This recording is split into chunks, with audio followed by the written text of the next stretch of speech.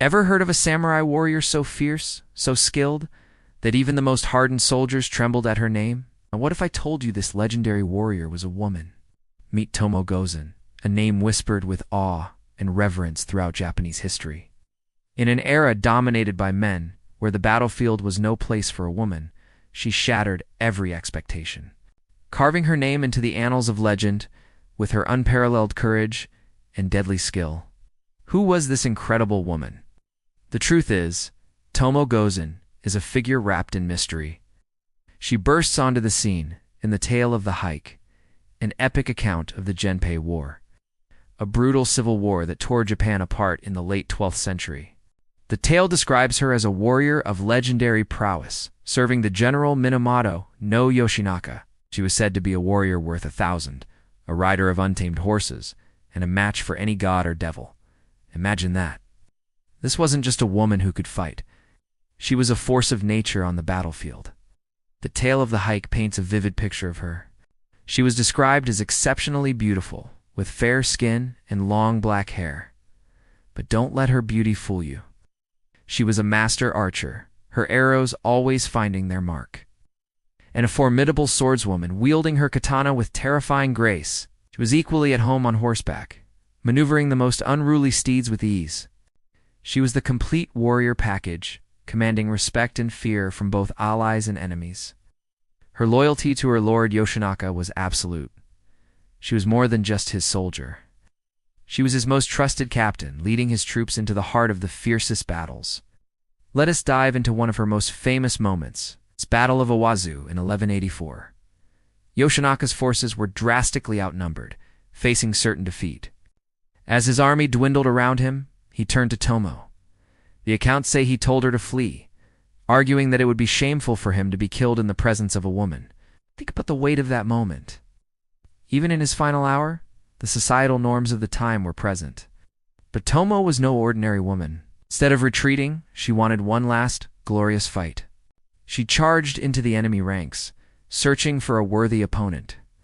She found one in Anda no Hachiro Morshig, a renowned warrior from the opposing army, famous for his incredible strength. What happened next is the stuff of legend.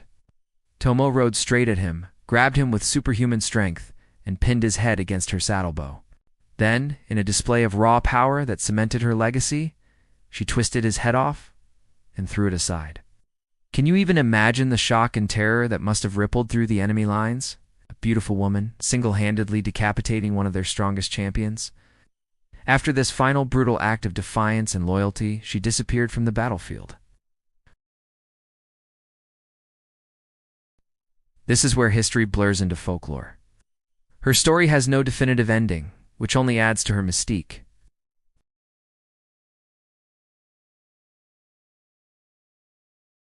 Heartbroken by Yoshinaka's death, she became a Buddhist nun, praying for his soul for the rest of her days. It's a poetic, tragic end for a woman who had seen so much conflict.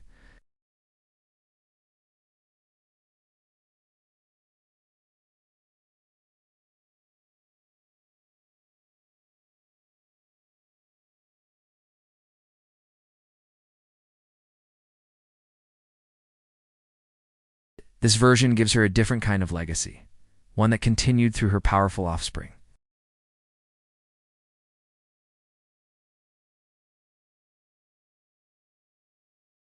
After the battle, she hunted down his enemies, took her revenge, and then, with her duty fulfilled, she walked into the wilderness and was never seen again. This ending portrays her as the eternally loyal samurai, whose entire existence was dedicated to her master, even after his death. Which story do you think is the most likely? Let me know in the comments below. Regardless of which ending you believe, Tomoe Gozen's impact is undeniable. She represents a powerful contradiction to the traditional image of women in feudal Japan. While most women were expected to be subservient and domestic, Tomoe was a symbol of strength, independence, and martial prowess.